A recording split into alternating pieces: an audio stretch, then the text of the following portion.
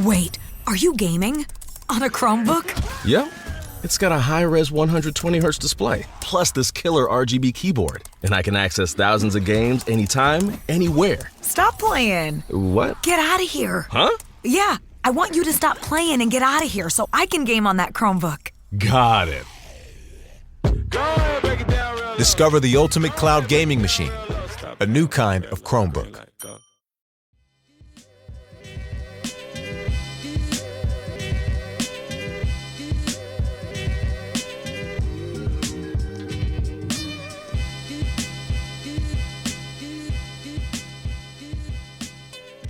Hola, and welcome to Word to Your Mama. Word to Your Mama is a podcast about the life of a Latina creative, that's me, and the lives of my amazing multicultural tribe. A celebration of shared experiences navigating this dynamic world. There will be special guests, mad laughs, and absolutely no BS.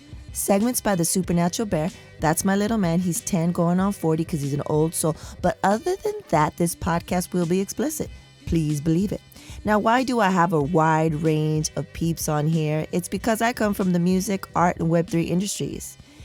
Word to Your Mama comes out every Monday.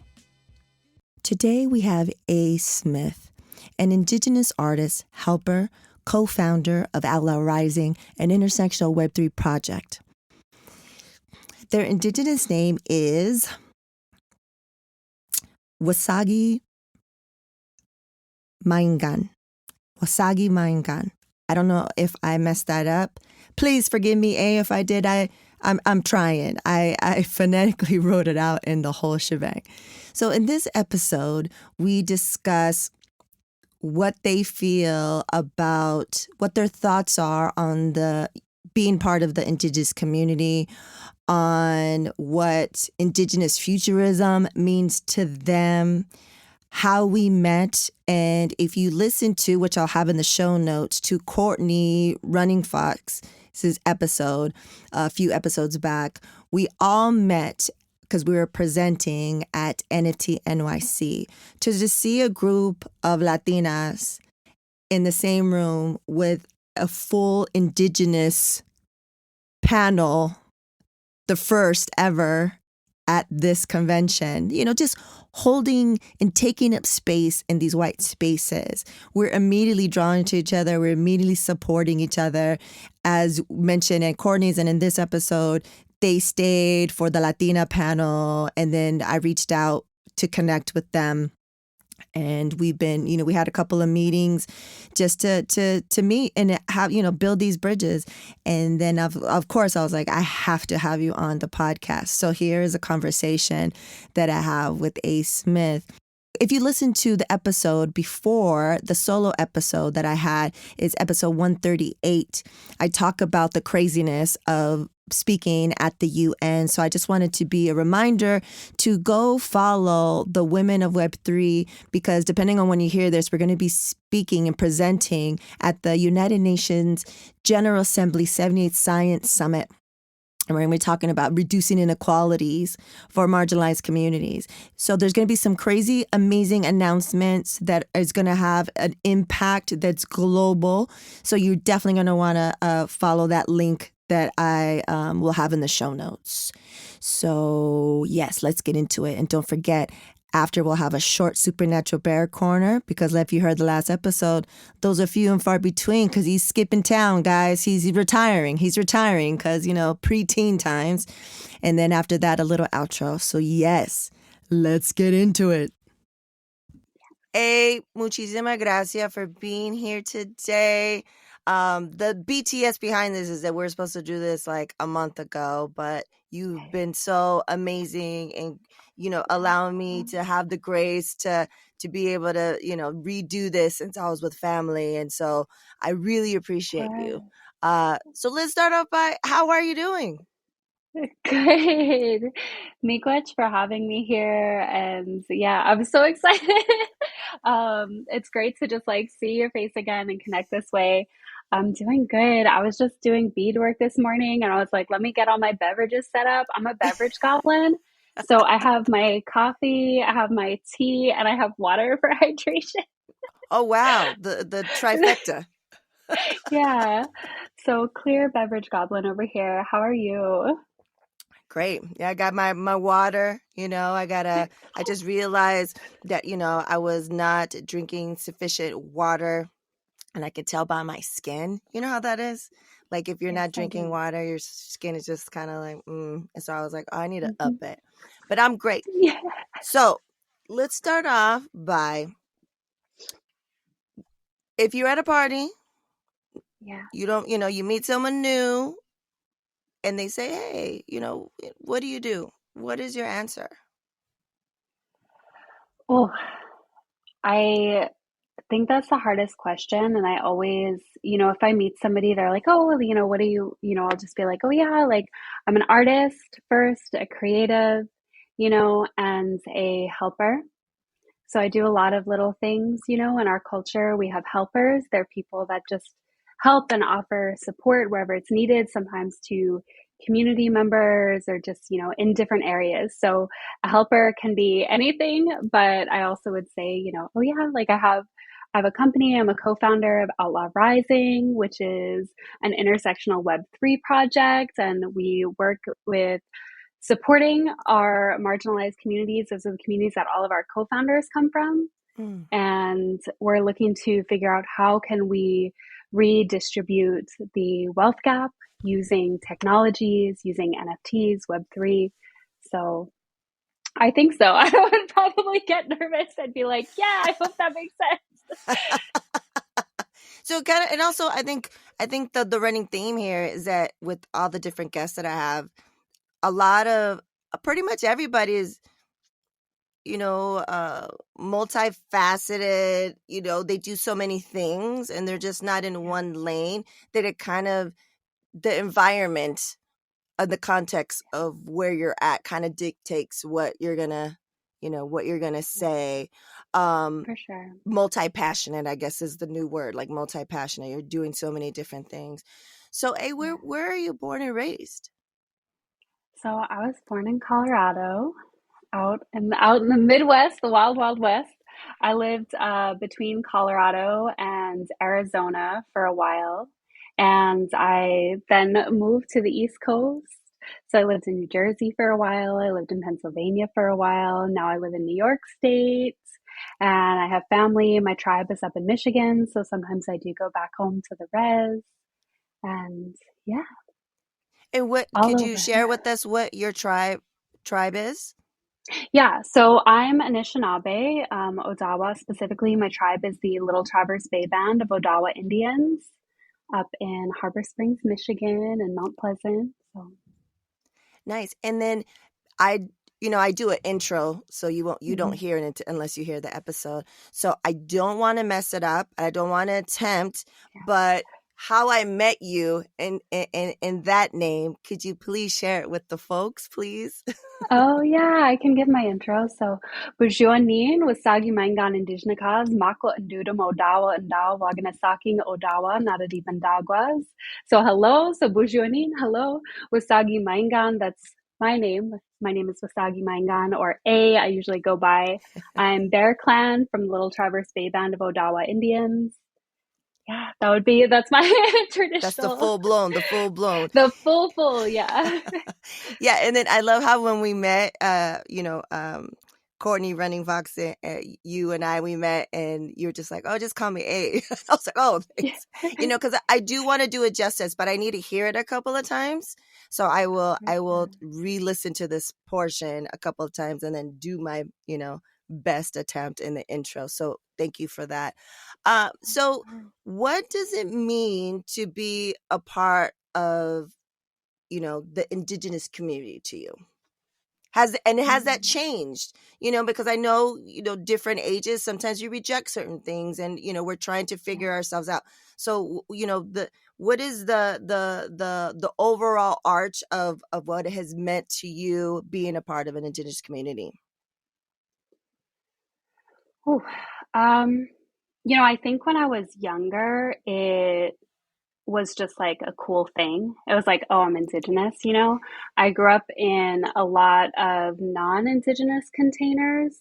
And so I think I didn't always know what it meant. And I think, I had always felt kind of strange because the first thing people would say is like, oh, well, you don't look Indigenous. Mm, And except for other mm, BIPOC women would always be like, you're mixed. What are you mixed with? You're what are you? I was like, well, I don't know. Like I'm Indigenous. And they're like, oh, okay, okay, okay. We thought you were something else, but we couldn't figure out what it was.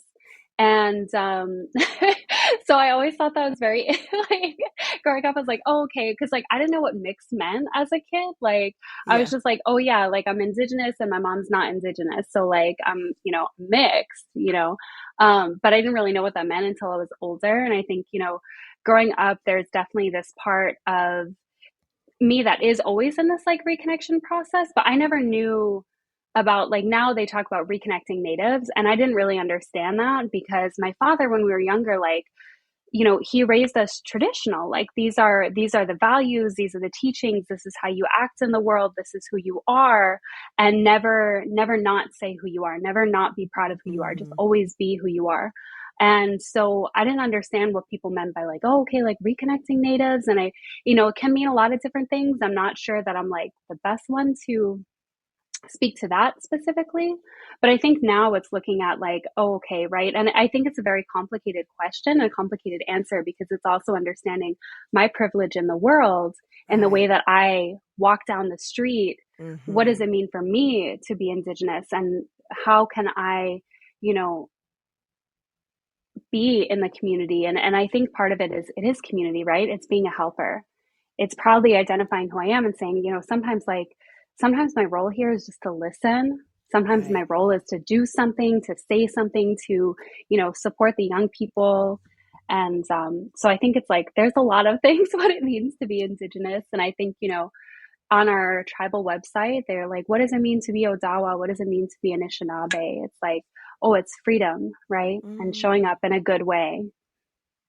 I love that, showing up in a good way. And I feel like the way I met you, knowing I really first and foremost, I really appreciate you from jump acknowledging your privilege, right? Because I think a lot of us in our communities, in marginalized communities, that's one thing that's lacking, right? It's just like understand how you present in the world and the privilege that comes with that. And I think when you Yeah. do that, if you have the capacity to do that, then you have the capacity to be even more productive helper, if that makes sense, right? Yeah. Like like for you. Absolutely. So, the way we met is at the panel. We were privileged and honored to witness your panel that you were the moderator of. So we got to witness that, and it was super impactful, being the panel right before the Latinas of Web3. So how did you find out about Web3, and what made you enter it and be passionate and get you to having a full-blown panel, the first, right, the first all Indigenous panel Yeah. at NFT.NYC?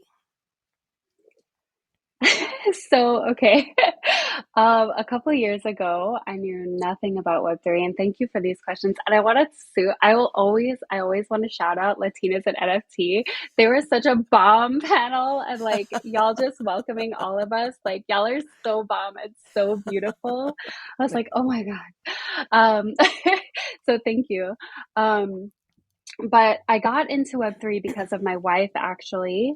So I have been involved in a lot of different types of activism, and I was at an action in Washington, D.C. for climate action for the pipelines. Um, and I had actually gotten detained there and held. And while I was, detained, my wife was freaking out. I was in the back of the paddy wagon. They hadn't taken my Mm. phone away yet. And I was like texting from the side. I texted my friend who was there, this is my wife's phone number. If I'm not out in 3 hours, you need to call her and tell her I'm not coming home tonight. And I always swear, I was like, I promise I won't get detained. I promise I'll be so good. And I was like, yeah, okay, like I'm just gonna do this. And so she was like, there has to be a better way to do activism. There has to be a better way to do activism. So she had already known about Web3, but when I got back, she had told me like, hey, I think we can leverage NFTs. I think part of it is like her thing is a little bit, I think her like trauma response is to be actionable.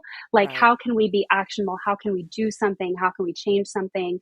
And so then she started researching NFTs very specifically and how they can be leveraged for activism and for good and for our communities, because our communities don't always find out about this tech and these opportunities. So the purpose of it is like, well, our communities are the ones who are risking life and limb to make a change in the world. And so how can we kind of utilize this technology to support our people and to change things in a good way for our people by bringing in as many of our people as possible, right? Our artists, our creatives, all of it, right? Because it can't just be like a couple people like, yeah, let me raise some money and then pass it back. No, we have to find ways to like bring people in and create, solution. We have to be solution oriented in that. And that means bringing all of us. So that's kind of like how I came into Web3s, was like right after, a whole summer of, activism and being detained and like having these different like experiences and meeting different people. And so was my wife, and she was like, yeah, like you can do it. And I was like, okay, yeah, cool. So we started dreaming of Outlaw, and I was like, well, I'm an artist, so I'm going to test this out personally and spend some time personally trying to understand the behind the scenes of Web3. And then last year, it was actually like almost a year to the day, Moondeer, I don't know if you know them, we hosted a Twitter space together to start raising awareness for ICWA. So it was like, hey, if you sign this petition and send proof that you signed this petition and you retweet this post, then you can be entered to win a free NFT. So then we had a Twitter space, and a bunch of Indigenous artists were like, hey, yeah, I'll donate an NFT. So Courtney, like Running Fox was one of them. I think Draco was one of them. Bears Will Kill You was one of them. She donated earrings to this, auction or this giveaway. And we're all like, okay, let's all do this. So we all came together. We hosted a Twitter space. It was a really long educational Twitter space. We opened in prayer. So I sang one of our, traditional prayers, and we all kind of were like, okay, we're going to do this. And that was the first ever Indigenous Voices in Web3. People really resonated. So we're like, I guess we should do this again. And it was that moment of like, I feel like we kind of were like, yeah, we're leveraging NFTs to do something good for the community. And it cut to a year later of doing spaces and things like that. And we're like, oh, we'll apply for NFT.NYC. I didn't know that we would get accepted to speak, but we're like, okay, let's do it. So Courtney and I applied and we got accepted to speak. And we actually planned a Twitter space specifically to talk about how NFTs can be utilized for Indigenous communities, for cultural preservation, for language, for, action and things like that. Do you want to support original content that supports diverse voices? Why not support Word to Your Mama? You're listening to it right now. Become a patron. Head over to patreon.com/WTYM. There are 4 patron levels to choose from, including Good Looking Out, I'm Down, Hell Yeah, and Please Believe It. Benefits include patron shoutouts, exclusive patron-only content, and so much more. Head on over to patreon.com/WTYM to take your support to the next level. Gracias.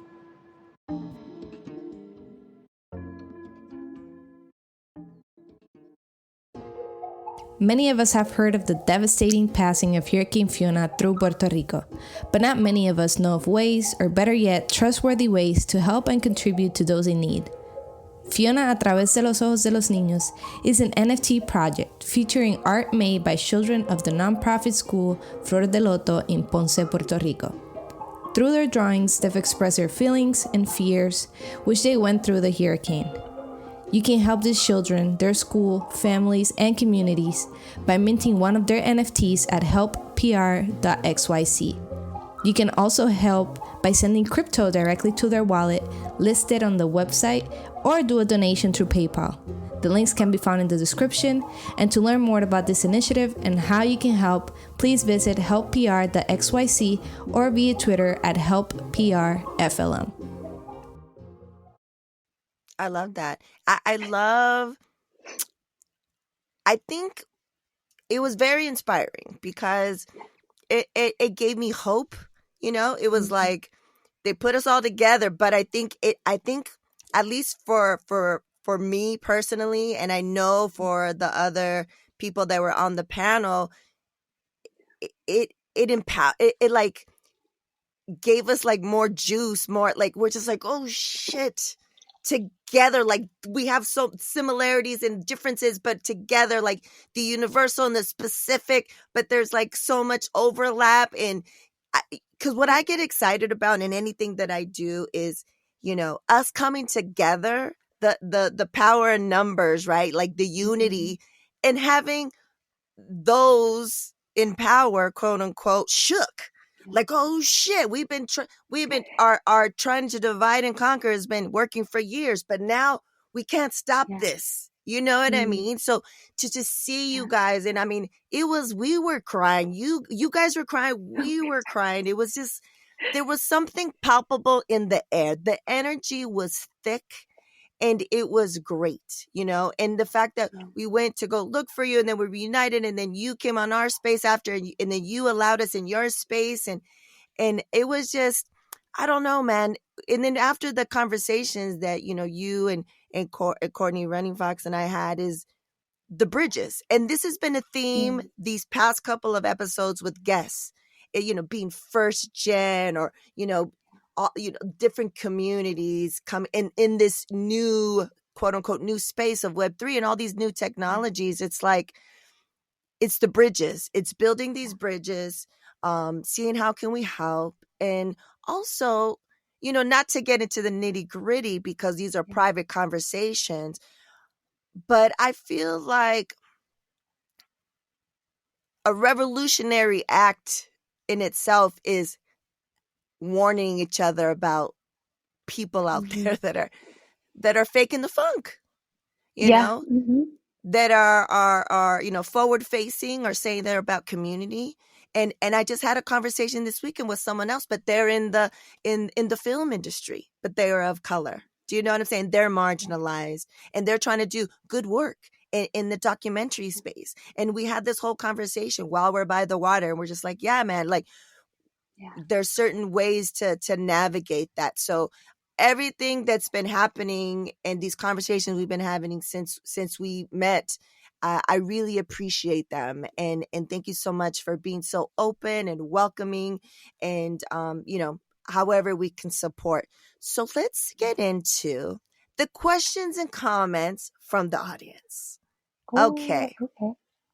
So we have, how excited are you about Indigenous Futurism and where it'll take Indigenous people?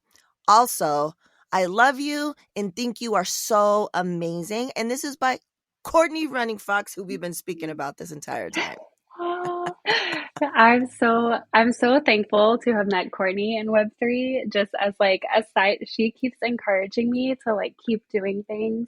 And I think even, meeting y'all, like it takes all of us, fam. Like it really takes all of us. So whatever, like we're giving it right back and forth to each other. And I think that's awesome. Indigenous Futurism, I'm so excited about it. I feel so excited because I think, so 80% of history books in the United States refer to Indigenous people in the past tense. That's a real stat from, I think, maybe like 2015, I want to say. And it's still accurate, that's still the stat. And they're, implementing different books to be read in schools. Like there's schools now, braiding sweetgrass and things like that, schools are starting to read. But the history books are the ones that are taken as law, and they still refer to us as if we're extinct. And I had a boss in 2020 say, y'all still exist? Oh my God. I was like, yeah. Wow. Yeah, we do. We're still here. Thank you. Yes, we are. And so I think Indigenous Futurism is so many things, but I think what excites me about it is like a couple things. Like first, it's, we have this ideology that, many Indigenous people will talk about, but I'll just speak from my perspective. It's like the 7 generations. And I think a lot of the reasons that I do things are for our future, right? I look at my own life and I realize, okay, well, I went through these things. What can I do to make sure somebody else doesn't have to suffer in the same way? Right. Can that be sharing a story? Can that be calling a teacher in when they're doing something appropriative or unprofessional, that's super not okay for our kids? Like, what are the little things that I can do, right? Looking at this. So I think Indigenous Futurism is that, right? It's like, oh, okay, that's first, like, we're planning on our people being here for many more generations to come. So I think that in itself is just so exciting and inspiring. And I think that encapsulates like romance, right? Like when Indigenous people and when marginalized people are falling in love, you know, um, that's optimism. That's beautiful, right? That's a piece of Indigenous futurism because we're planning far ahead, right?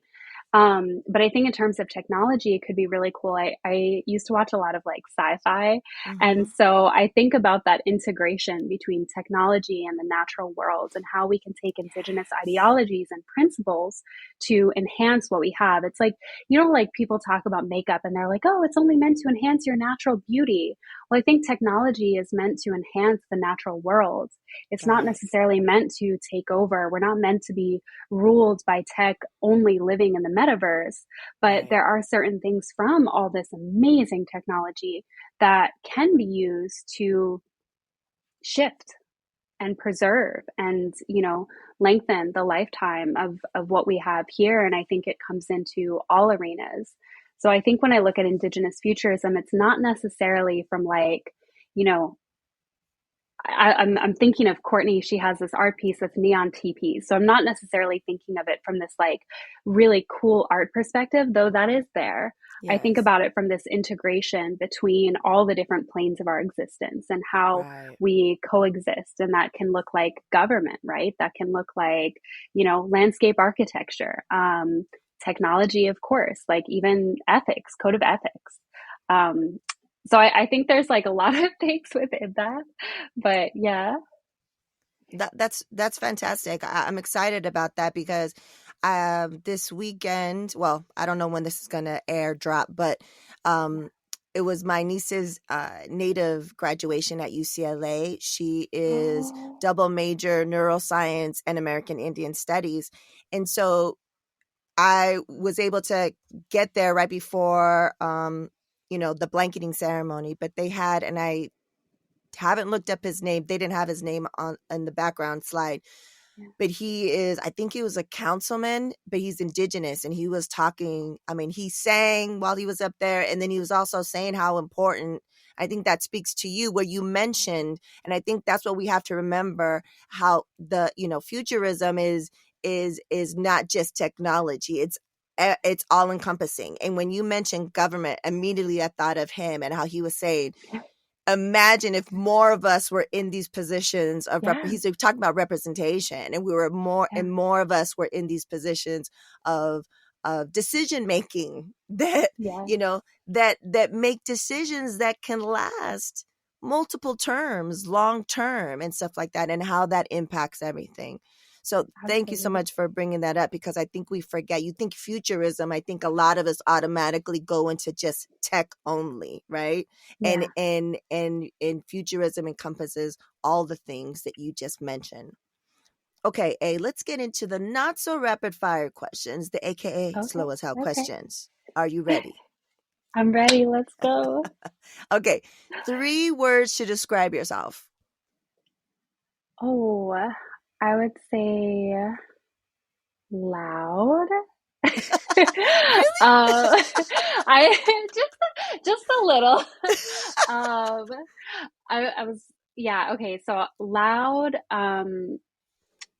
compassionate, and I think grounded. Love that. Love those. Okay, what's the best piece of advice you've ever received? Oh, just sit with it. Just sit with it. It's the hardest piece of advice, but it's the best piece of advice. Yeah, because that could save you for so many different things in so many different situations. Take a breath, take a beat, sit with it. Yeah. Right? Yeah. Because the way you feel in that moment, might change. And it also might Yeah. save your life. Like if you think about Yeah. it. Because For of real. right? Like all the Yeah. generational trauma that we have, you know, it sometimes it comes up and it creeps up. It could be the wrong day at the wrong time. And that, you know, I like that. Just sit with it. Sit with Okay. it. What is your go-to song to get you hyped when you need it? Oh, y'all know. Bougie natives. Like I will 100% put bougie natives on, and I'll be like in my car, like on my way to a meeting. And we live in a small, quiet town. There's a lot of queer people, but there's a lot of white people. So I'll be blasting it. I'll be like, they're like looking like, oh my God, okay. Awesome. I am not familiar, so I'm super excited to listen. And this is also going to be added to the Word to Your Mama guest hype song. I mess up the title every time. I have a Spotify playlist. So every guest that we've ever had on, their songs are on this playlist. So it runs the gamut of so many different types and different languages as well. And then every episode, when the latest episode comes up, that person's song goes up to the top. So you could kind of see it in progression. And it's like, I think we're about at 4 hours, maybe a little over 4 hours worth, because we've had, you know, over 130 episodes. So it's fantastic. So I'm super excited to hear it. We'll have a link to that song specifically and a link to the playlist. Okay, That's awesome. the final question of the Not So Rapid Fire questions, aka Soul's Hell questions. What will be your legacy? Oh, I think that I hope so. Something I really, really believe in is the ripple effect. And I think that's something that I try really hard to embody. And I hope that when I'm gone, people will still hold on to this and embody this on like a community level, but on an interpersonal level. I think when we talk about these like big community like actions, like, you know, there's so much going on in the world. And there's so many things that we need to stand up for, to fight for, to believe in, to love, like all of these things that sometimes we're only looking at the end results. And I think with the idea of the ripple effect is you can just do one little thing and it could change a whole lot. Like we don't know what we can change.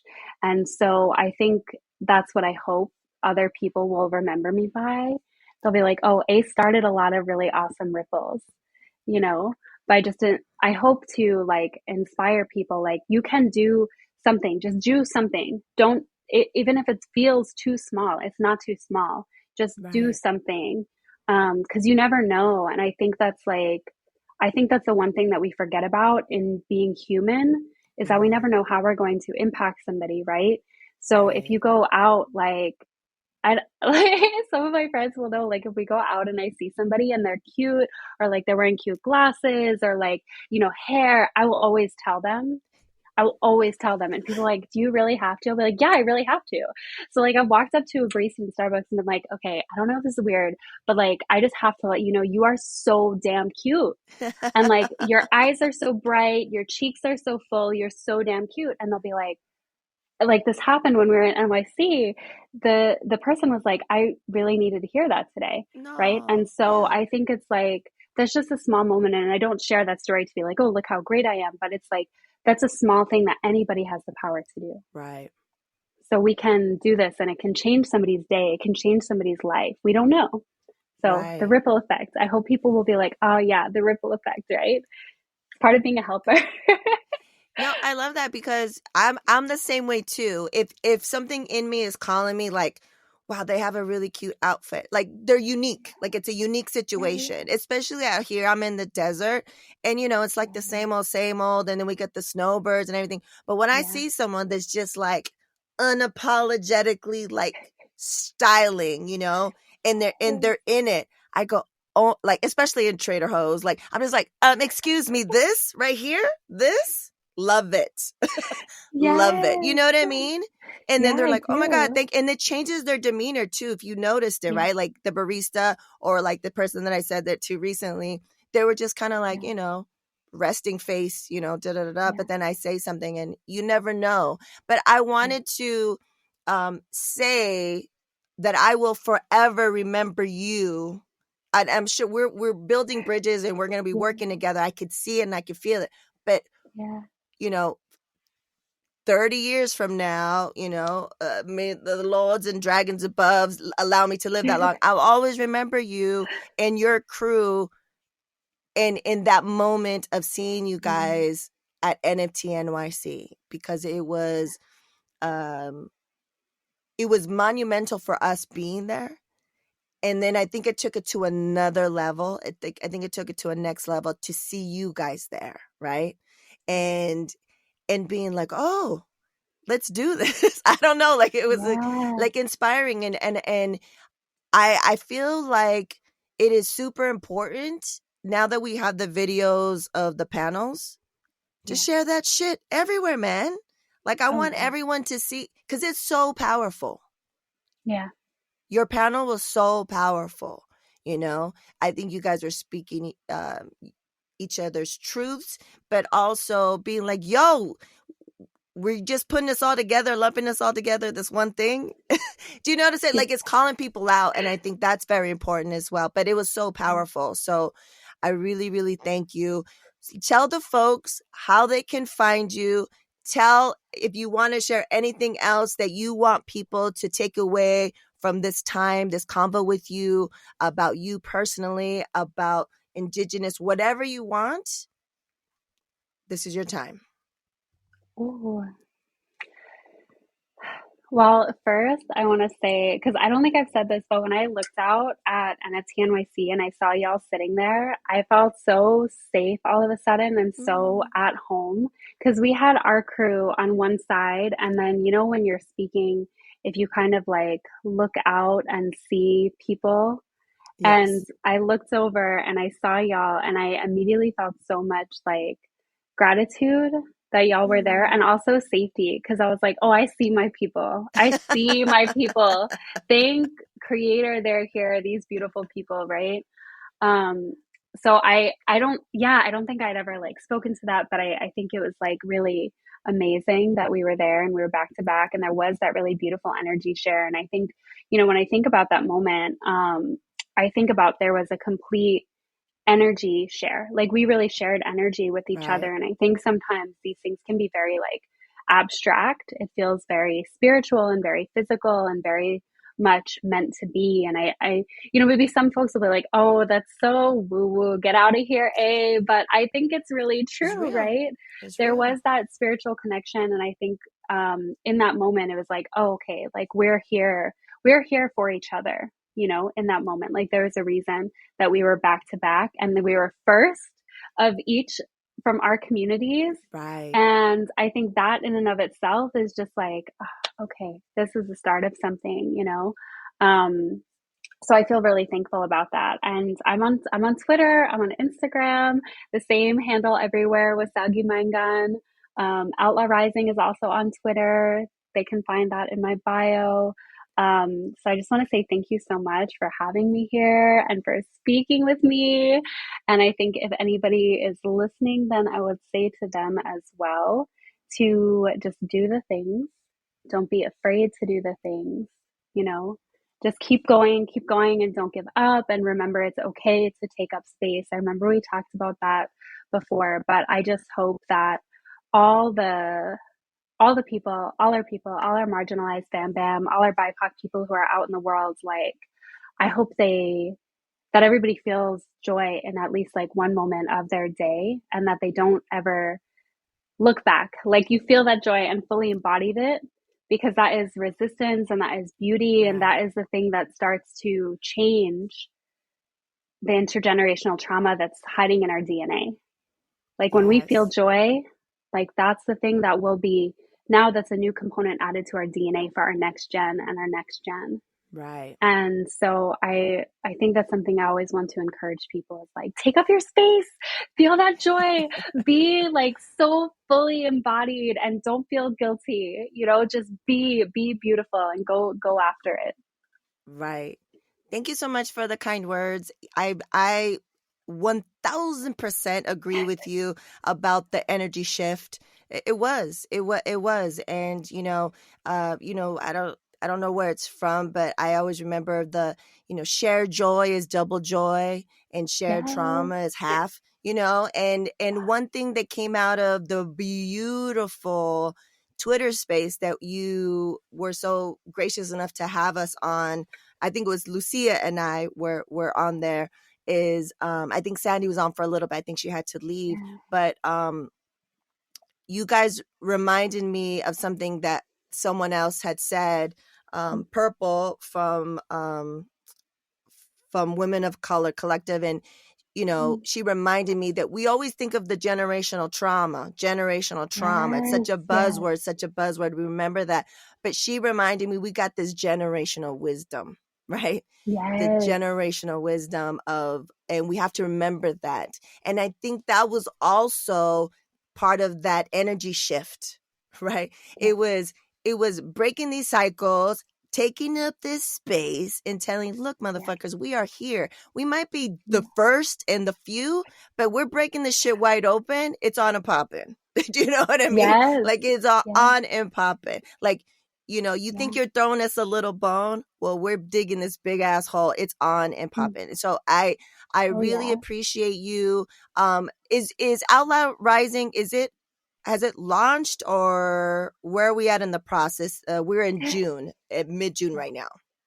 So we're in mid-June. We're hoping to be ready to launch by September. We're finalizing all of our art. We're getting together all of our assets. We've been a little slow on Twitter. We allow a little space for folks like mental health and physical health. For sure. But yeah, we're getting ready and I'm super excited. Can I share a little alpha with you? Of course, please.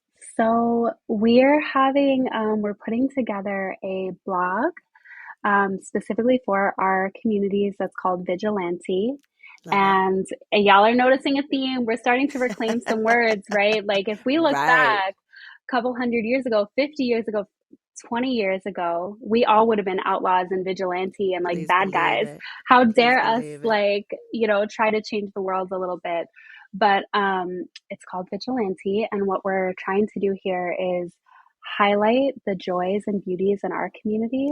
So offering web space, there's some projects out there that, I'll speak candidly, there's some projects out there that say they're for all people, but when I look, I notice it looks about white, and so I'm looking at this and I'm like, okay, and granted, y'all, I'm fully aware of how I walk through the world, but I also recognize, and the team recognizes too, that we need space for our people, our Black, Indigenous people of color, our Latinas, our Asian brothers and sisters, Pacific Islanders, South, our people need a space. So we're making one because we keep seeing these artist highlights, but I'm not seeing our people. I'm not seeing our people. So our team is coming together. So we're writing, we have everything coming out. So that is something that people can look forward to probably by July, the latest. We've got a couple artists that we're interviewing first. And so if you have any community joys or any of your community wants to share their joys or be highlighted or talk about their projects, that's what we're trying to do. We're creating space. We're taking space and creating it and sharing as much space as we have. So I love that. Well, thank you so much. Yeah, everything that you mentioned is going to be in the show notes. So there'll be, clickable links to all this amazingness, and the sneak preview of the artwork and what's on there right now. Dope as hell, and I love that. So I'm super excited to see the the launch and the unveiling and to read and discover. More about these artists that you're going to be highlighting in these safe spaces. So muchísimas gracias, for everything that you do. The future is really bright. And I'm excited to see how we all can support each other and grow Yes. in this space. So thank you Thank so much. you. Miigwech. Pamapi. And now introducing The Supernatural Bear Corner. Supernatural Bear. Hello. Hi, I'm the Supernatural Bear. I'm just chilling here. I'm not going to be chilling here in October. I mean, what? You didn't hear anything. No? Okay, so, today's word of the day is indigenous. Now, unfortunately, I am not a dictionary, so I do not have the true definition of indigenous. However, I do have what it means to me. Whenever I hear indigenous, I just think my people. Yeah, that's kind of it. So yeah, thank you for tuning in to Word to Your Mama, and my mom's probably going to do an outro, but thank you for tuning in, and see you soon. Bye. Shooby-doo. Yeah. There you have it, folks. A. Smith. I think what they are doing in the space, using new web technologies to really reclaim so much for the Indigenous community, with and for the Indigenous community, I think is remarkable. It is inspiring to see, to witness. I don't think it was an accident that we met. Understanding how it feels to be othered, right? And then being in this space and be like, listen, we don't know if we're going to be invited next year, so we're going to do all the stuff right now. We're going to say all the things. We're going to show up authentically. We're going to take up space, and we're going to let you know, regardless if we're invited back or not, this is what's happening. This is who we are. This is what we need, and this is what we're trying to do. So it's very inspiring. I look forward to seeing everything that they are doing. And yeah. So the Supernatural Bear Corner, indigenous, my peoples. I mean, profound, right? And it makes me sad every time because I won't be able to talk about the Supernatural Bear Corner because if you haven't heard, he's making moves. He's leaving. I think his last episode will be in October because his birthday lands on a Monday. We drop episodes on Monday. You know, signs, symbols, and clues, kids. Signs, symbols, and clues. So I'm recording this 2 days before I bone out to Medellín, Colombia for Hola, Metaverso and the University of Medellin's new event called FUTURISTA. And I got to pack, kids. I got to pack 2 weeks of clothes because right from there, as you may or may not have heard, then we go to NYC for a week of activities, interviews, all kinds of stuff. And then on the 21st, we present at the UN, right? Like I mentioned in the intro. So I have to pack all that on carry-on. I don't know how to do that, but I bought all the things. So wish me luck. Some of the things should be arriving today, like compression cubes, packing cubes, this one backpack with all this stuff. So I'm trying to do a backpack and a carry-on, and that's it, kids. That's it. So wish me luck on that. Thank you so much for supporting. Word to Your Mama, if you're new here and you're making it all the way to the end, thank you. But this is what's important, to spread the word about Word to Your Mama so that these amazing, inspiring, diverse voices from different walks of life get heard by so many people, because it could be someone on accident listening to this and be inspired to be like, well, what's Web3? Let me da-da-da-da. Or I can be an activist in this way. I can contribute and help on a local level that can make an impact on a global level. Like all these different things could be sparked because it's the universal and the specific. It's why I wanted to do this in the first place. I definitely needed a break, but now that I'm back, I have a new website. I have more clarity on what I'm trying to do. So this has given me even more fuel to bring these diverse voices to the forefront. I mean, we're talking about all levels, kids. We're talking about someone that's never been on a podcast ever in life to seasoned veterans, Academy Award winners, Emmy Award winners, because my circle of peeps, my tribe is hella dope. So thank you so much for supporting. The way you could support is, of course, tell your peeps, tell your folks, tell your friends. And then you can become a patron. You can buy us a whiskey. You can buy something from the store, online store. But, I think the biggest impact is that we get more listeners so we can get it to more people and just show the world that we provide value and that we're here. You know what I'm saying? All right, then. As always, we reap. Word to Your Mama is owned and produced by Ritzy P. Intro beat produced by Nico Beats. If you want to know more, you want to email us, you want to get the media kit, go head over to wordtoyourmama.com. Word to Your Mama is now part of the Latina Podcasters Network. And as always, Word to Your Mama is brought to you by ritzyperiwinkle.com. Make sure to follow Word to Your Mama on Apple Podcasts, Spotify, wherever you stream your podcast, or download the Latina Podcasters Network app.